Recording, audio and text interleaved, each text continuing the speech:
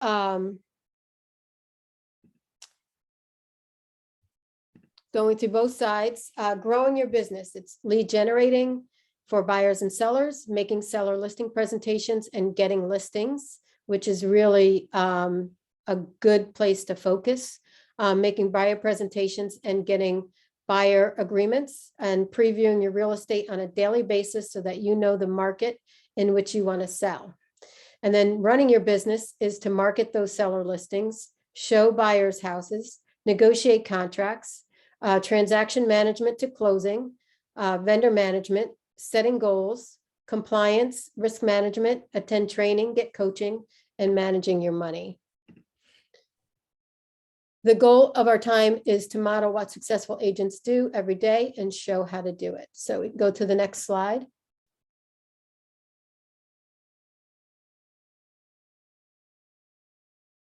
So today we're going to define your value, 3 aspects of service, and know and state your value and deliver your value. Our roadmap, this is our roadmap for the day. We'll define what a value proposition is.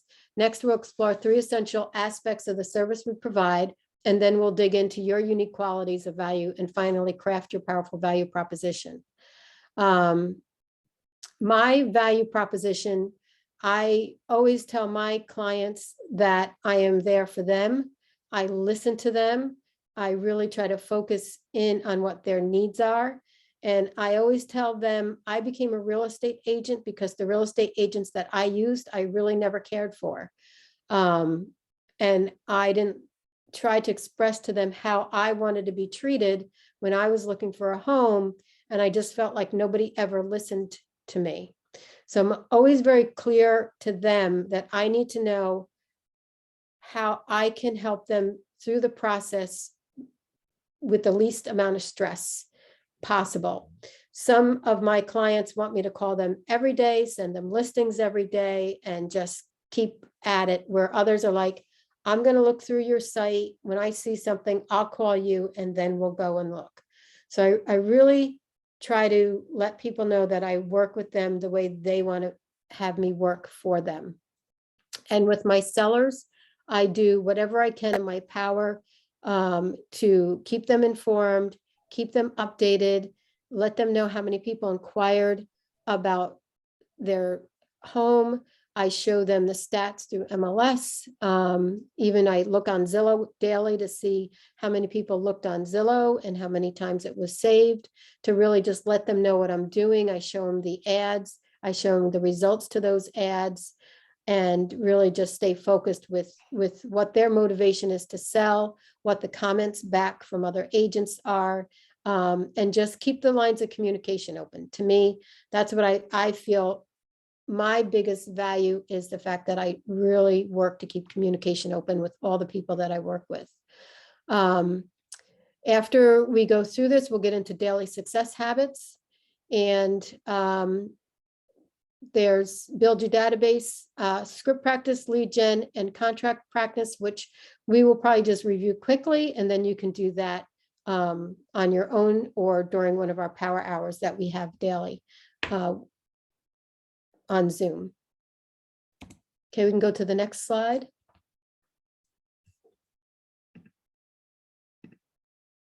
All right, your value is a simple and precise description of the benefits the customer will get from working with you. Should clearly convey all the things you do to earn the fee you charge. Your value proposition is a covenant between you and the customer. How will having prepared your value proposition help you move from leads to contracts to close? Does anybody have any thoughts on that?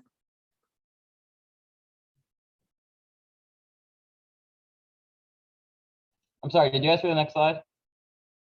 We should be on your value.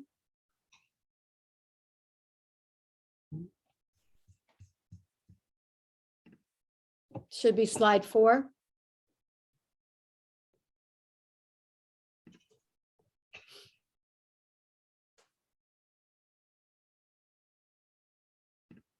All right, this is it, right? 43. Oh. Yep. Okay. So does anybody have any thoughts onto what their value proposition would be? What do you feel you bring to the table to tell a client as to why they should work with you?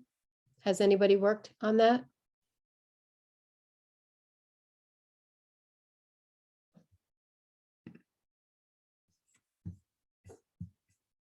Okay, we'll go to the next slide.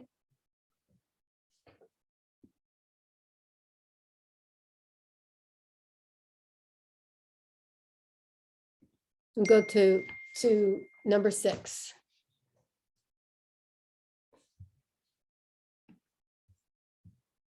The 3 aspects of service. Purpose, know the underlying purpose of the real estate profession. Value proposition, have and communicate a clear sense of how you deliver on that purpose. Fiduciary, exhibit a continual drive to put your client's needs above or all else. When Gary Keller was researching the millionaire real estate agent, he noted that every top producing agent he spoke with had a deep and almost inherent sense of service. You cannot grow a real estate business if you don't prioritize your client's experience above all else. A stellar experience is how you earn your commission and get referrals. We've identified 3 aspects of service: know the underlying purpose of real estate, a compelling value proposition, and fiduciary. Together, these aspects guarantee that your clients will have the best possible real estate experience. Go to the next slide. What is the underlying purpose of real estate? It's different for buyers and sellers. For buyers, it's about finding the right home, the best price, the right time, and the least amount of problems. For sellers, it's about netting them the most amount of money in the shortest amount of time with the least amount of problems. What happens to your client's buying or selling experience if you don't understand that this is the underlying purpose of real estate? Does anybody have any thoughts on what would happen if you're not providing to them what they need? They'll leave. Clients aren't going to refer you to other people. Yes, that's true. That's ideally, you want to make somebody feel like you gave them the best possible service so that you can get referrals from others.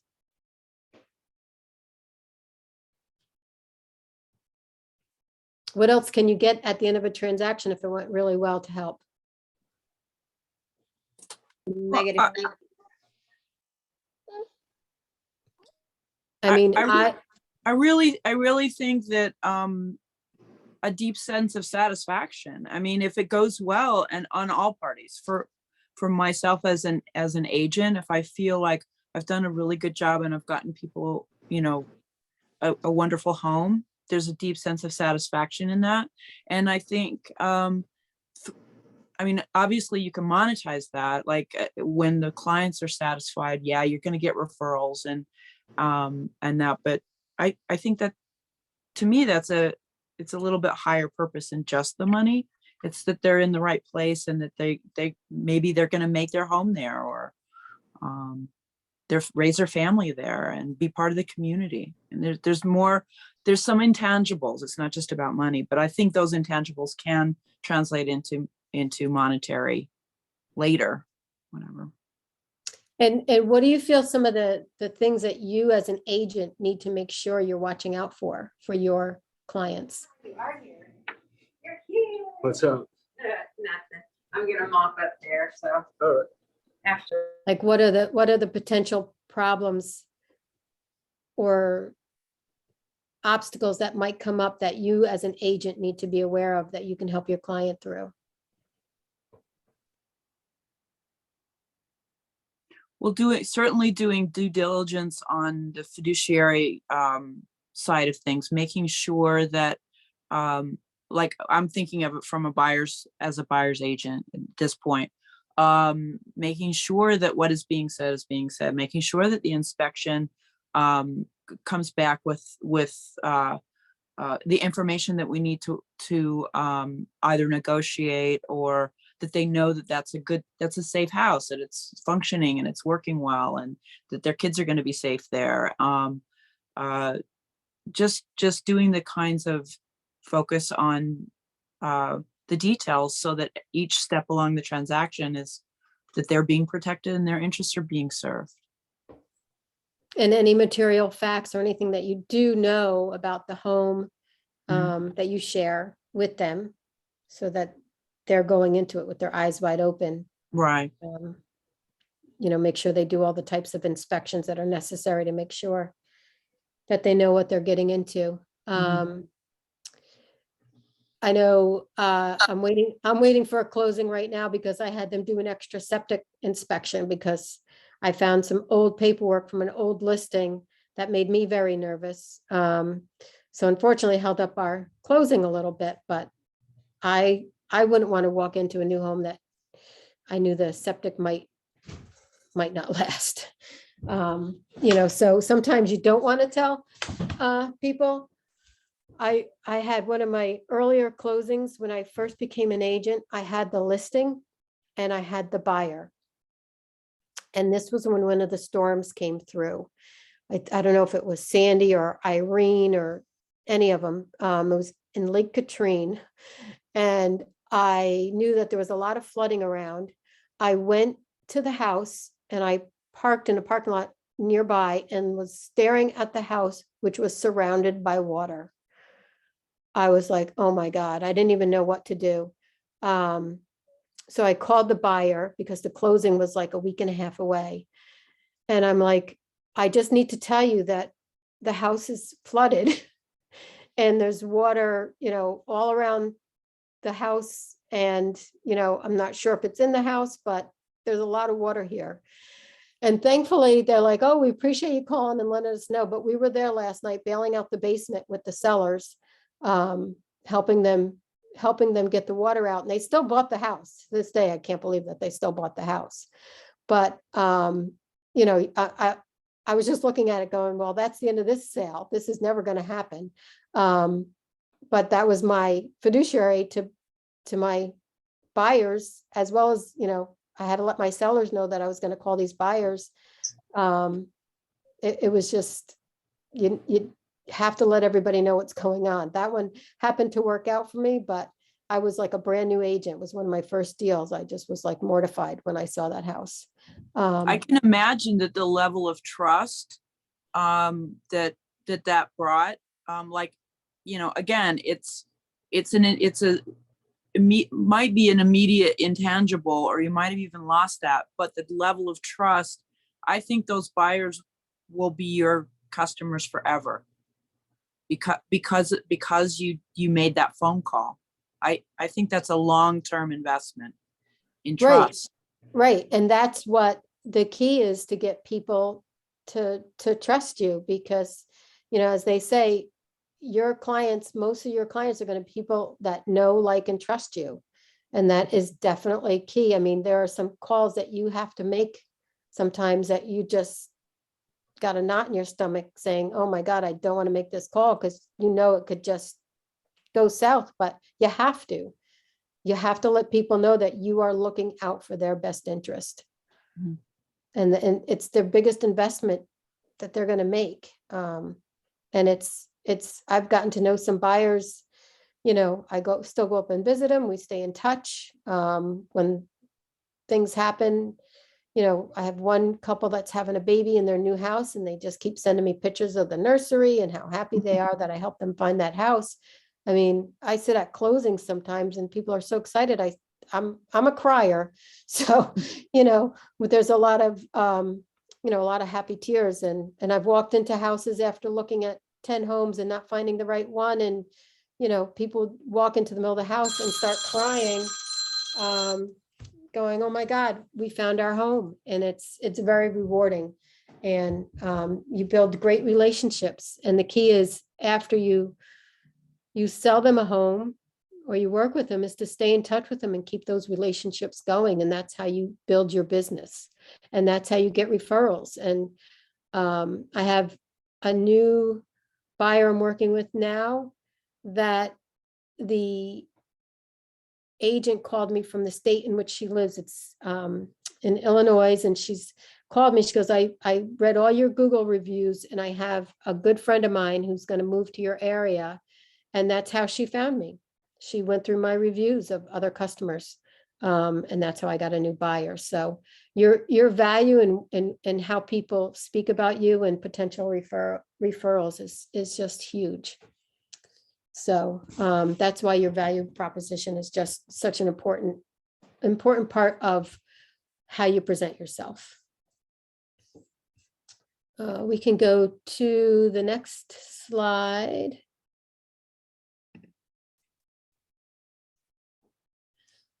The value proposition distills your service offerings into a set of benefits for your client. It states that what you do for the client to earn your commission and helps explain the complexity of what you do. It also helps hold you accountable to high standards. As we reflect on the definition of the value proposition, I think we've kind of already talked about what is important enough to be included in 3 aspects of service. And I think honesty and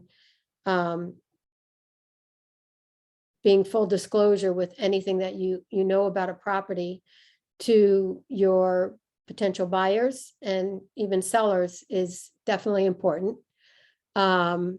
Your value proposition helps your clients understand your value, your expertise, protects your commission, and builds strong and trusting relationships.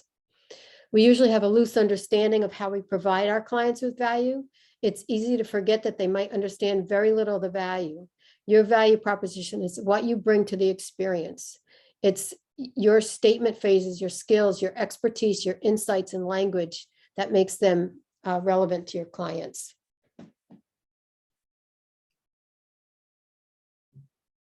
For example, let's say you're fluent in English and Spanish. You may be tempted to simply say, I'm bilingual. That's true, but does it convey your value to your client? Not really. Instead, you can say, I have access to a large pool of potential buyers for your home who are often overlooked by other agents. How does changing that phrasing change your client's perception? Do you have any thoughts on that statement?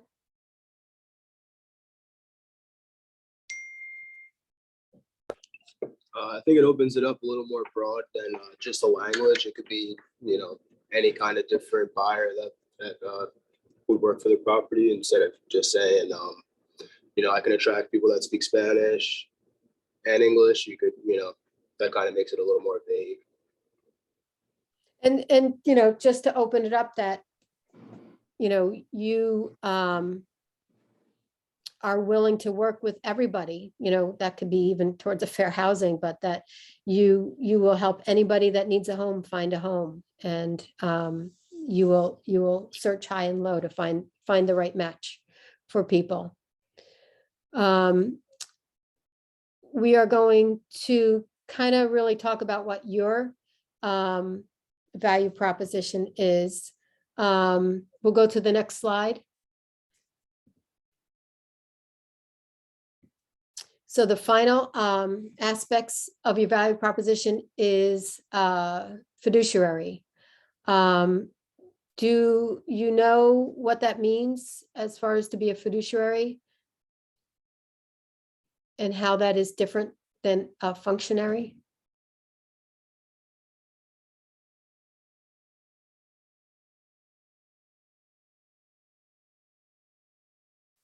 The fiduciary is both an adjective and a noun. As an adjective, it refers to something dealing with trust, especially relationships. If you have a fiduciary duty to your clients, you protect their best interest during what will likely be the largest and most frightening, which is true, transaction in their life. As a noun, fiduciary means the person who has fiduciary obligation, and it is your obligation to be honest with your clients.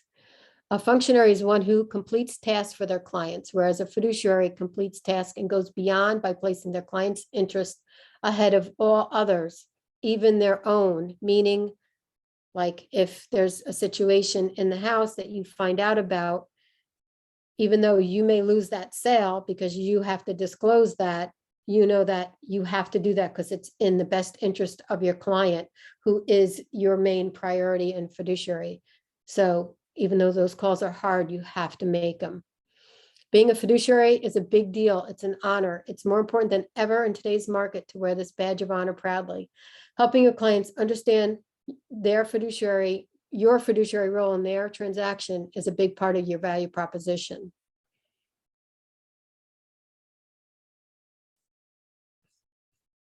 We can go to the next slide.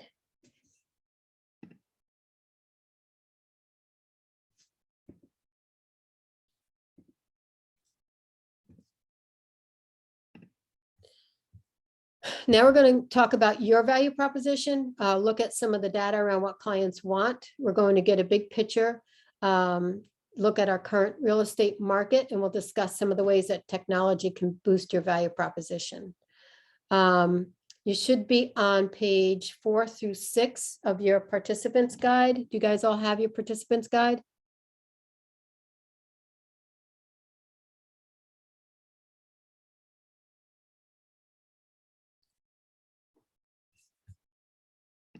Did everyone get their participants guide? Yeah, they did. Okay, so are we on slide 10? Yes. Okay. Look at page 5 in the participant guide. There's a space to write about yourself, your strength and your perspectives. Take a few minutes and write down those things. And this will be the beginning of starting your value proposition. You can go to the next slide.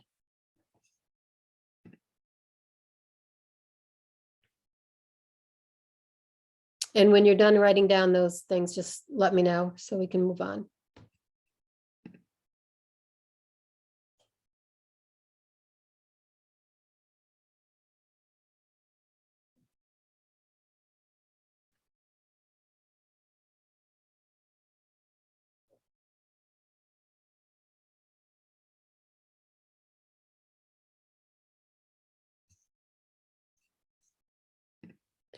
So on this slide, about what buyers wants, and this is from 2018.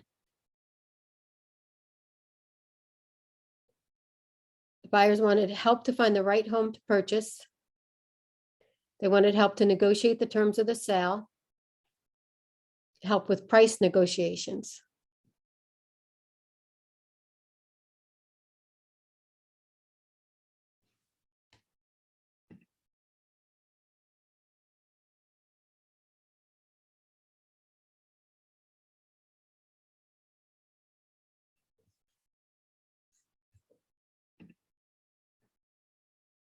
One of the biggest things that buyers wanted to know was help with was finding the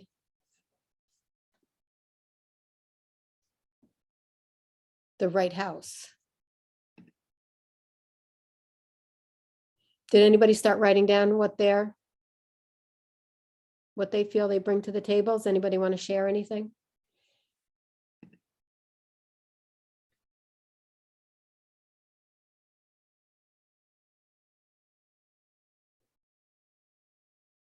You can go to the next slide.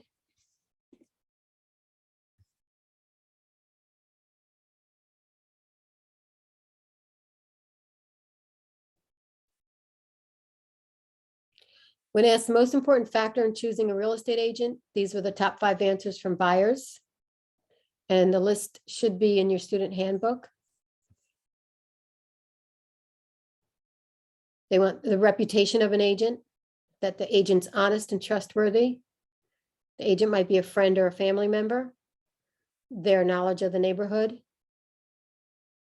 And it could be a neighbor, could be somebody that they just happen to find through an advertisement, or you could be the listing agent. Those could be some other reasons that somebody ends up calling you.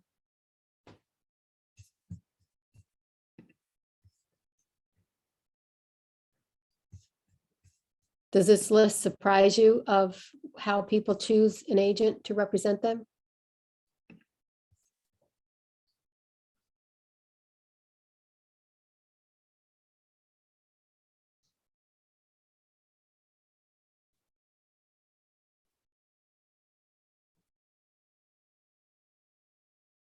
So let's practice taking some of these attributes that you might have and that people are looking for to get some ideas on how to craft your own value proposition.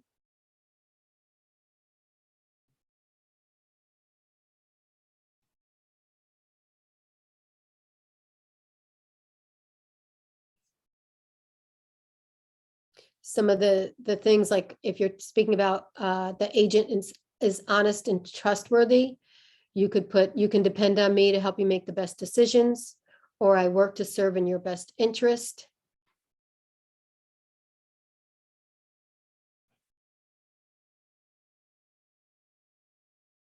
When I speak to my buyers, I have usually we'll have a conversation with them about their financing and their current situation as far as how much they want to spend. And I usually encourage them after my first meeting, they'll say, oh, the bank told us we could afford this much. And we start looking about what the approximate monthly payments would be, where the taxes are going to come in from.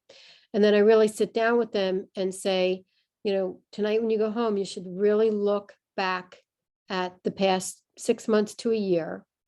And if they have kids or other obligations, I really encourage them to look at their expenses and kind of back in what they can afford to pay monthly for a mortgage and taxes combined, which doesn't always equate to what the bank says that they can borrow, but it really gives them a true vision of what kind of house they can afford and what kind of payments that they can make.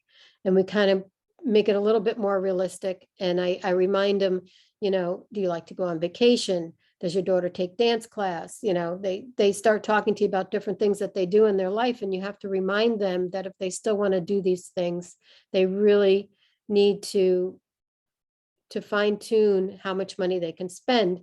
And most people really don't even think about that and do come back and appreciate the fact that I was very upfront and honest with them.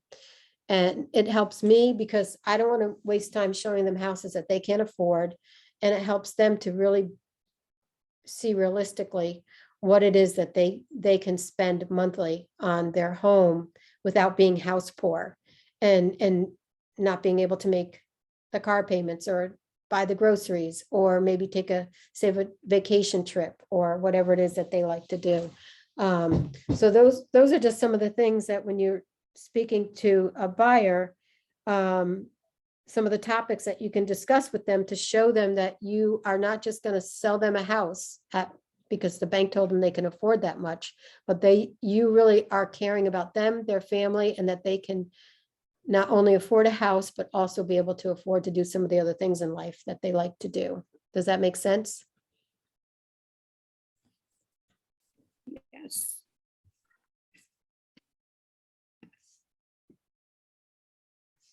We can go to slide 13. So we've looked at kind of what buyers want and need. They need somebody they can trust, kind of guide them in the right direction, help them find what they need, let them know that, location you can't change, but maybe they're going to have to realize that maybe this particular house doesn't have a fireplace that they wanted, but that's something they can add down the road, or maybe it doesn't have a den. That's something they can add. Like what can't you change and what can you change about a home to help really guide them to fine tune what they can live with to move into a home, and then, potentially how they could make that home meet all their needs after they get into it. With a seller, there's a little bit of a different strategy that you're going to be looking at. The seller wants help marketing their homes to potential buyers, to help price it competitively, to sell it within a specific time frame, find a buyer for the home, help with negotiations and dealing with those buyers. And then there's a percentage for other things that pop up. What else do you think, when representing a seller, what are some of the important things that you think you need to bring to the table to show them as to why you would be a good representative for them to sell their home? Does anybody have thoughts? Anybody have listings?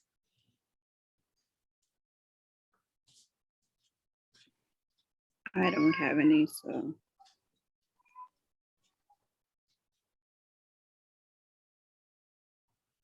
So sometimes, with a seller, when I meet with a potential listing client, I don't always give them the price that they think that they can get. And I'm a lot of times not the highest number that is presented to them from other agents. I really, when I go in and talk to them, I look at the house, I look at what conditions it's in. I always ask them for a current list of everything that they have done to the house since they've been there. And if they were going to stay there an additional 5 years, what else do they know that needs to be updated in the house that maybe will be found in an inspection, or, as people dig in more to looking at the home. I make sure ahead of time that we speak with, the town or the municipality to see if there's any outstanding open permits or violations, really explain to them all the things that may happen during the process so that they're aware of it ahead of time. Some sellers now are doing a pre-inspection, which is a little bit less money than a full inspection, because you just have an inspector come through the house and verbally tell you everything that's going on that they may point out to a potential buyer, just so that maybe little things can be fixed ahead of time to save time in the process once you have buyers walking through the house.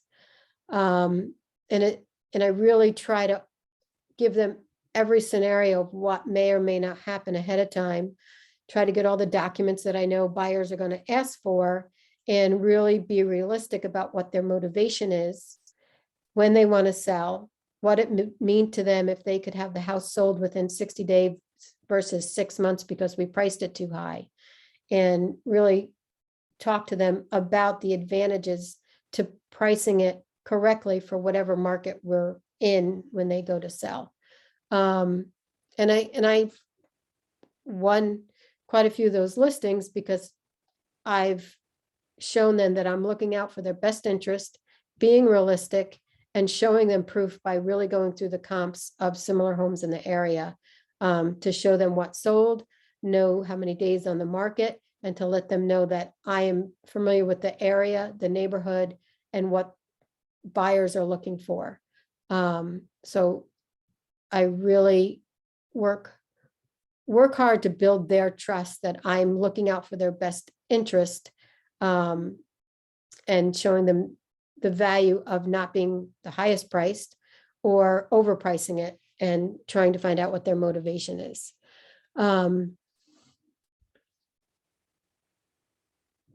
Does that make sense to you guys? Do you have any questions?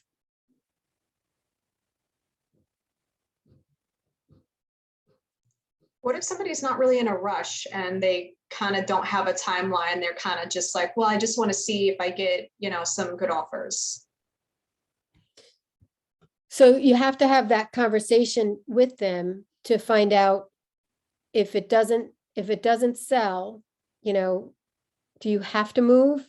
If you're just really testing the waters as an agent, you have to decide if you want to invest your time and effort into a client where you really feel like their motivation is if they can get, 50,000 over what the current market value is, and they just want to see if that's the case. I don't necessarily know I would take that listing. You really have to dig deep to see if their motivation is, okay, we can test it for 30 days, but if we don't get any offers, are you going to be willing to lower the price to a more realistic value for the market? And I usually ask a listing client that if we don't have showings or offers within the first 14 days, we're going to reduce it to this price on this date, right from before we even sign the papers.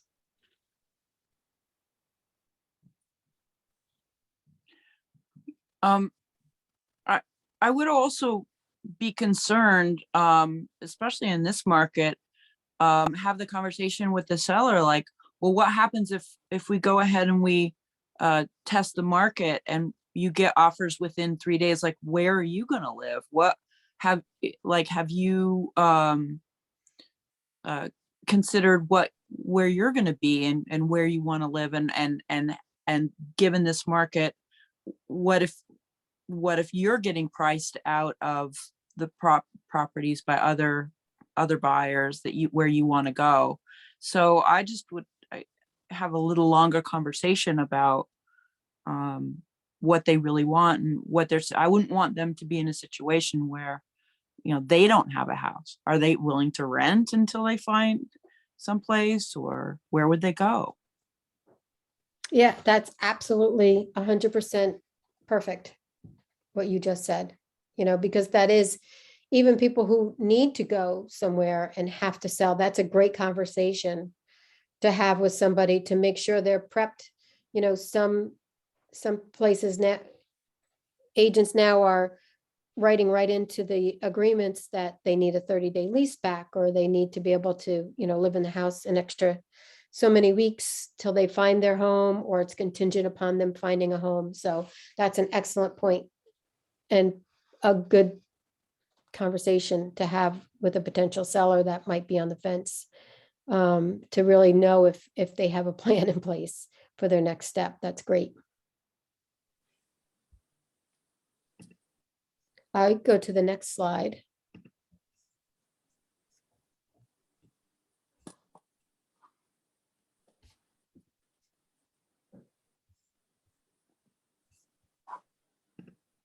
Who are your competitors?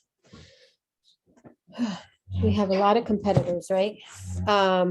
Real estate has undergone a significant change in the past few years. Investors have come in with the intent to disrupt the industry, and they have. Buyers are driven down commission prices, and some companies are moving towards eliminating the agent altogether.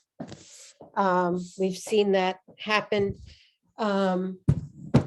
recently with a big company that a lot of people search for their homes are. They are now a broker. I know that they're on One Key as a broker. So they're offering quick fixes. I've seen ads. I don't know. Have you guys seen the ads on the TV? Call us and, we'll get a price for your home right away. Do you know who your local competitors are? Do you know some of these companies that are kind of undercutting commissions, and do you have thoughts on how you can show your value of being an on the ground person versus maybe some kind of cloud company or internet company?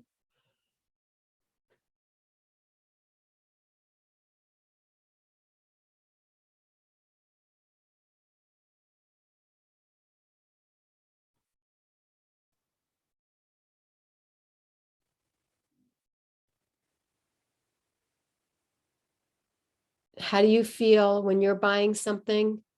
Do you still like to, even though you might find it online? I mean, how would you think about buying a house and never seeing it? I don't think I could do it. No, I mean, I think people have to walk into the house and get that sense, that feel. I have people who walk in a house, and if it's a smell sense, there's so many, that personal touch, that caring, that building that relationship, looking out for their best interest. You can't do that by dealing with somebody online. So you really have to show that personal touch, the knowledge of an area, the knowledge of being inside a home. A lot of these companies are just looking at square footage and location and not what the condition of the inside of the home is. You really have to think through what your value is as somebody with boots on the ground, either helping a seller sell their home or a buyer find a home. What the advantage is to have that person who is looking out for their best interest in every step of the way. And it goes back again, with me seeing water surrounding somebody's house. Like, that's because I drove out there because I cared about them to make sure that everything was all right with that home. I knew that area had issues. When you're dealing with somebody online or somebody out of the area that's just doing it virtually, you're not going to get that kind of service. And those are some of the things that when you're creating a value proposition to help build your client base, those are some of the personal touches that you have to let people know that you're there to look out for their best interest, hands-on, like to be there with them, hold their hand through the whole process. Knowing about what's happening in towns, what restaurants, where the buses are, what activities go on. I mean, what's happening at, it's really good as an agent where you sell is to attend some of the town board meetings or look through the planning minutes or the workshop minutes to see what's going on in the town. So you are really a good source of information for anything that might come up. I think, Teresa, you're on the call, right, where you had something in your town that you were very involved with when they were going to make some changes to that business that was coming in. They were trying to basically put a hydroelectric dam in my entire neighborhood and just put a 200-foot wall up and dam it all up and, displace everybody that lived here. Yeah, and by being that person locally, to know what's happening in the area, you can really be a good source to people that might be coming in there, and maybe somebody had a house for sale, but you can give them the correct information, the truth, and what's really happening so that they have all the facts before they make a final decision. And those type of things, like Teresa was very involved in knowing, and I think being a voice to try to not have it happen, which they ended up knocking that down. They had so much of a pushback because all the neighbors got together on Zoom meetings and basically went up and put their comments up and did all the stuff that we could do to, push back on it. And they gave up apparently pretty quickly. And then somebody said they're looking around in other areas now to, put that same dam in. I don't know where they're looking now. So this is like, we had a meeting the other night at the office with some of the top producers, and it wasn't just talking about listings and buyers, but the conversation was all around all the different towns and what's going on with short-term rentals, what's going on with mortgages for second home purchases, investment purchases, interest rates, and really learning about how that could affect a seller or a buyer. So it's really being that professional and knowledgeable agent that is knowing about the local atmosphere, the local amenities, what's going on with, oh, I want to come up to this area and Airbnb. Well, these are the towns right now that have restrictions or that they're talking about restrictions. Just being that local expert, having that knowledge, and showing these people that you are there for them and going to help them, where maybe some cloud-based or internet company is really not going to know these things. And that's the value that you bring to the table. I actually saw a seller put in their comments, no institutional buyers, because they wanted to sell the house to a family like they were, because they loved the house. And so they didn't want an institutional buyer or an investor to come in and just turn it into an Airbnb. It was important to them that they sold it to somebody who's actually going to live there. And they put that in their listing. Yeah, and I would have to just, I guess I would be on the, make sure that there wasn't any fair housing issues with that. That's what I was just wondering. Yeah, I would, that would be a question, honestly, before I put that on my listing. I'd run that by Lori in compliance to see if they could dictate that. I know, like, if there's there's certain listings, if it's, I want to say like a foreclosure type or home path kind of property where it has to be listed so many days and opened up to the independent buyer, like a non-investor. And then after, I think on the 8th day, if they haven't gotten the offers from that type of residential buyer, then it could be opened up to investment buyers. So I would just state Mm. that I would verify that with compliance before you put that into a listing. I saw it. I didn't put it in. I just saw it and I thought that was interesting because I think that they were, I guess, attempting to push back from the sort of broker listers who,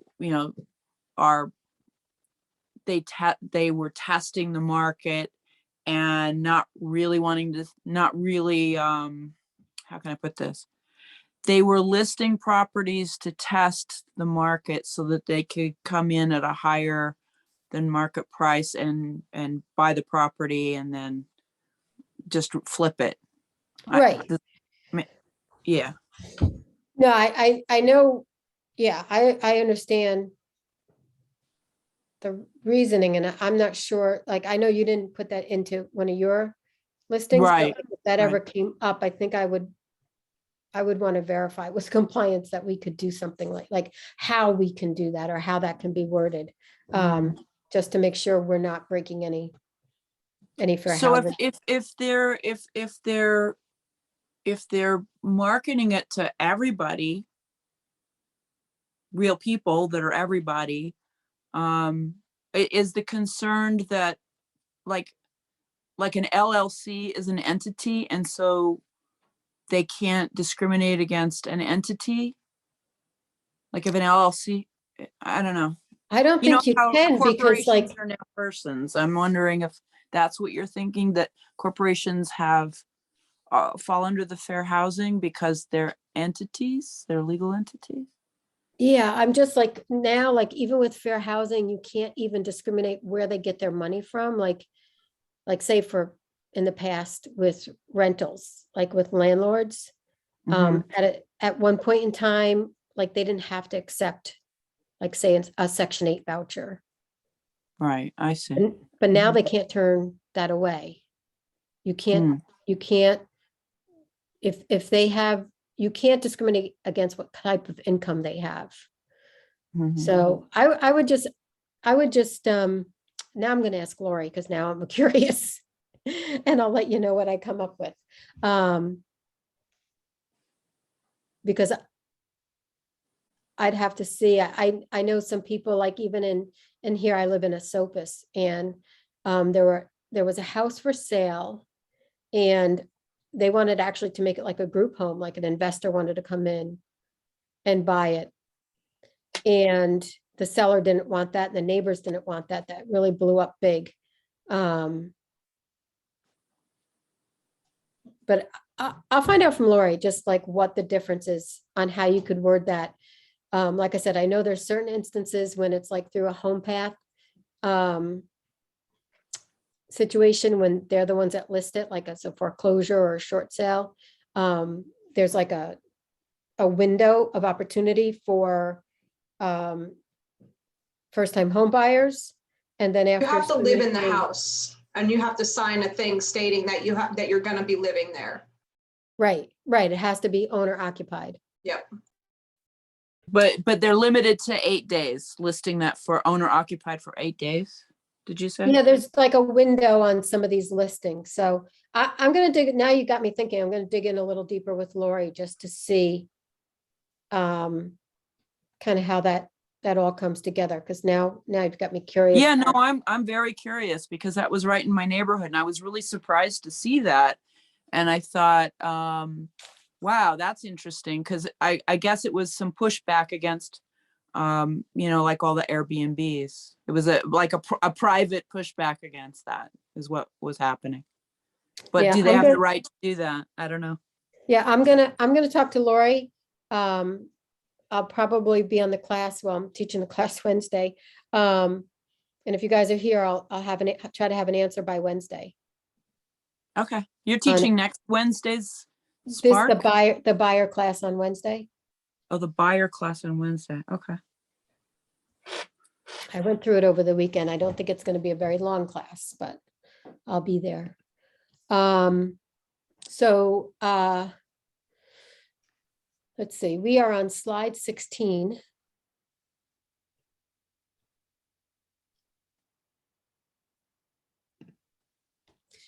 So the one thing about Keller Williams is, you know, they do help add to your value proposition, and that's with some of the technology.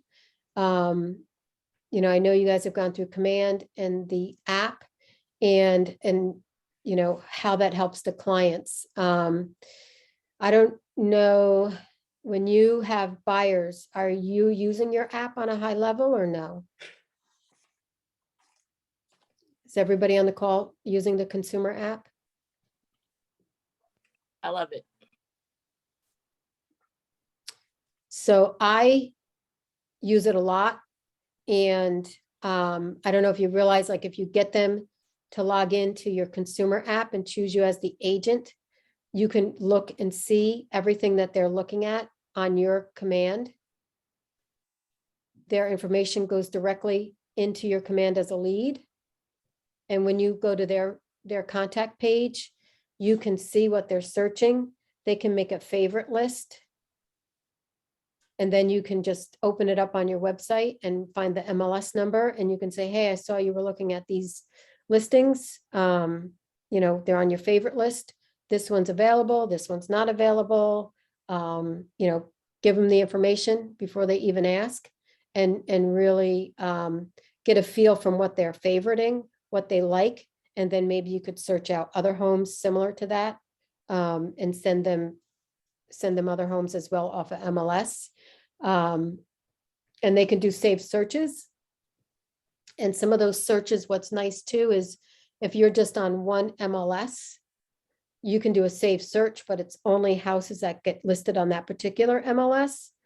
But if you use the Command app and search through that, it'll gather anything from any MLS, and then they can also see those as well. So it kind of broadens the amount of homes that you potentially could show them, and not just be limited to the MLS that you're on. And then whenever I get a new lead for a buyer, I also encourage them to use my app, because I don't want them clicking onto realtor.com or Zillow about a home, and then all of a sudden another agent calls them that is using Zillow to get leads and things like that. So I always stress to them, you know, if you use my app or text me an address or send it to me directly, you're not going to have all these agents calling you all the time, you know, bombarding you with questions and information. I can be your complete source for this area. You can just text me an address. I will find it for you. I will look it up for you. I will get all the information for you.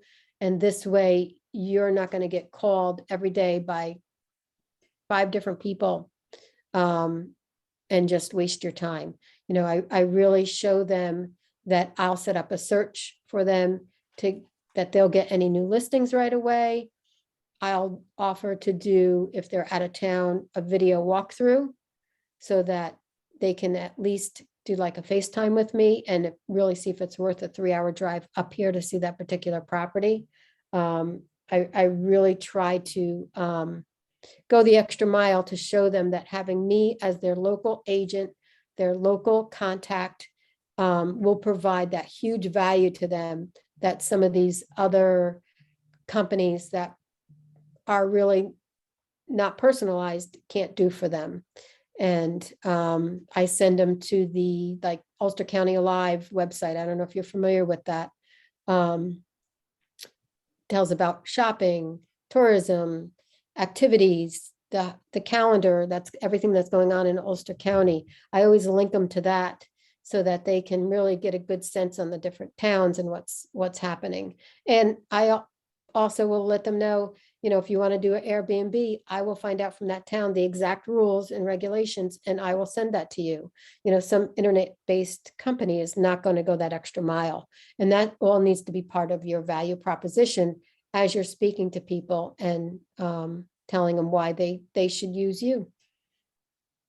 And the other nice thing too is about being part of Keller Williams, just within our group, is there's, I think, 600 agents under Rosemary that we can tell sellers, out the door, we can promote with inside our private Facebook group to 600 agents that we're going to list your home in a week. And that is just an advantage as well, that we have that many agents with ready, able, and willing buyers to help them market their home as well. We'll go on slide 17 is an activity. I don't think that, you guys can kind of go into your book. It's on, I think it's your pages 12 through 13, is to actually make your value proposition. It should be unique, memorable, persuasive, a statement that expresses the true value of why working with you, how you can earn their trust, what you do to earn the commission, and what your standards are, and how you're going to hold yourself accountable to their needs, should all be a part of your value proposition. 7, 8 o'clock, who knows? Okay. 7, 8 o'clock tonight. Patty, just a heads up, we only have 8 minutes left. Okay. So I think that's kind of everything except going through actually creating your value proposition and then creating that experience. Does anybody have any questions or specific things they want to go over before we wrap everything up?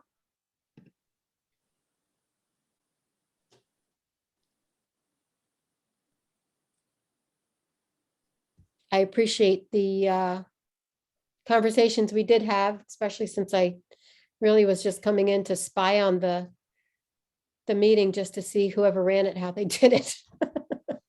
Well, thank you for being here. I hope that you got something out of it today. Yeah, thank you. Thank you, Patty, for stepping up and helping us out. Really appreciate it. Okay, and again, I know Merelda talked about setting your goals in command and getting accountability partners. Hopefully you guys were able to work on something with that. And then Wednesdays about winning the buyer, we can discuss it more. That'll probably be about an hour class. It's not going to be too long. So I hope to see you guys there. All right, thank you, Patty. All right, have a great day. Thank you, Patty. You're the best. Thanks. Thanks, Patty. Thank you. Bye.